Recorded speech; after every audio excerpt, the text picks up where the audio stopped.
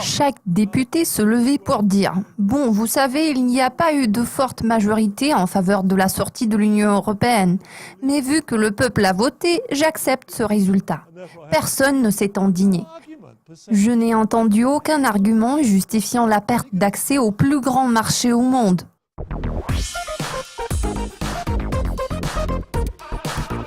Michael, Theresa May a récemment choqué la communauté internationale en annonçant la tenue d'élections législatives anticipées. Quel est son raisonnement derrière cette décision ? Cette nouvelle m'a paru absolument fantastique. Pourquoi l'a-t-elle fait ? À en juger d'après sa déclaration récente, elle a besoin de plus de votes pour mener le pays vers la sortie de l'UE. Il me semble qu'elle se sent un peu seule à Bruxelles. Alors c'est pour cette raison qu'elle a décidé d'organiser des législatives anticipées. Fait important, les résultats de tous les sondages d'opinion penchent en sa faveur. Pour le moment, selon les sondages, le Parti conservateur devrait remporter 43% des voix, les libéraux-démocrates obtiendraient 12% des voix et il ne resterait que 10% pour d'autres partis politiques. De toute évidence, elle espère obtenir une majorité écrasante des voix, ce qui lui permettrait de conduire la Grande-Bretagne vers un Brexit dur. À vrai dire, personne ne sait ce qu'elle pense en réalité. N'oubliez pas qu'elle avait adopté une position anti-Brexit avant le référendum. Il se peut qu'elle ait élaboré un plan caché pour maintenir la Grande-Bretagne au sein de l'UE. Ce serait très intelligent, à mon avis. J'aimerais bien que ce soit le cas. Les résultats des sondages ne sont pas toujours fiables. Pensez-vous que la population britannique soit prête à ces législatives ? C'est une excellente question. Bien sûr que non. Les sondages ressemblent à une photo. Ils nous décrivent la situation à un certain moment. En revanche, à la différence d'un film, il n'y a pas d'évolution dynamique. Pour l'instant, le Parti conservateur devrait se voir attribuer 43% des voix, 23% des électeurs devraient voter pour le Parti travailliste et les libéraux-démocrates devraient se retrouver avec près de 12% des voix. Cette situation pourrait changer. À mon avis, le Parti conservateur pourrait perdre une partie de son soutien public pour obtenir à peu près 28% des voix. Le Parti travailliste pourrait remporter près de 15% des voix, ce qui devrait jouer en faveur des libéraux-démocrates qui pourraient obtenir le reste des voix.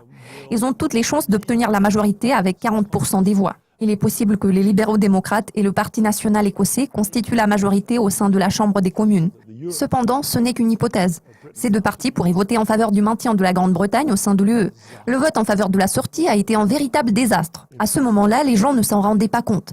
Ce référendum a réussi à faire ce que l'Allemagne avait été incapable de faire pendant les deux guerres mondiales. Je parle notamment de l'éclatement du Royaume-Uni. Qui va tirer le meilleur parti des élections législatives ? Le Parti libéral-démocrate semble gagner en popularité. Eh bien, vous avez raison, Kais, ce parti se porte très bien. Je pense qu'ils auront le vent en poupe, car en fait, ils étaient les seuls à s'opposer à l'invocation de l'article 50 au Parlement. D'ailleurs, la raison pour laquelle j'ai quitté le Parti travailliste, c'est le fait que les députés avaient été forcés à voter pour l'envoi d'une lettre déclenchant officiellement le Brexit via l'activation de l'article 50 à l'UE. J'ai assisté au débat au Parlement. C'était ridicule. Je dirais que c'était un simulacre de débat.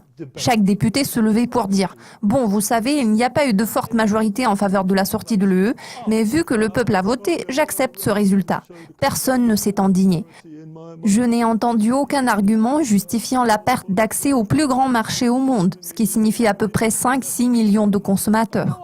Normalement, les échanges se font entre les partenaires les plus proches. Avec qui la Grande-Bretagne mènera-t-elle des échanges ? Avec l'Islande ? Avec l'Australie ? Bien évidemment, nous effectuons déjà des échanges commerciaux avec ces pays. Nous n'avons pas besoin de négocier avec eux en ce moment. C'est la pire chose qui ait pu nous arriver. Maintenant, la Grande-Bretagne doit mener de nouvelles négociations avec l'UE.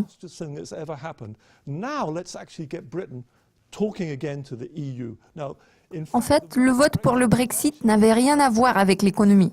Ce n'est pas à cause des bas salaires ou d'une mauvaise répartition des revenus que les gens ont voté pour la sortie, mais c'est surtout à cause de l'immigration.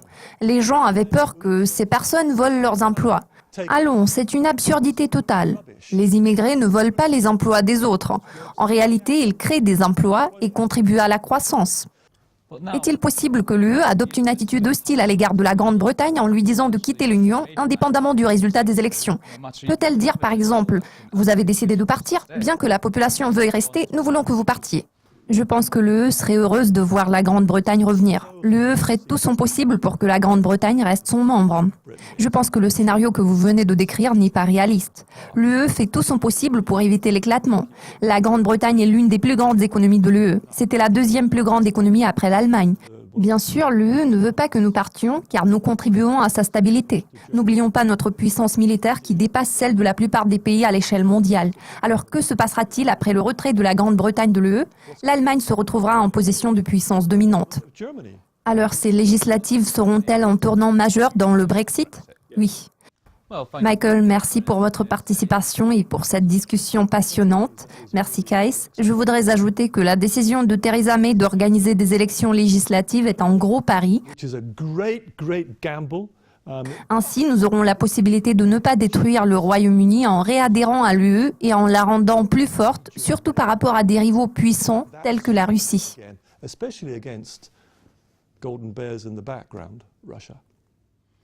Merci Michael et merci de votre attention. Nous n'avons plus qu'à attendre de voir la suite des événements. Restez avec nous. À la prochaine.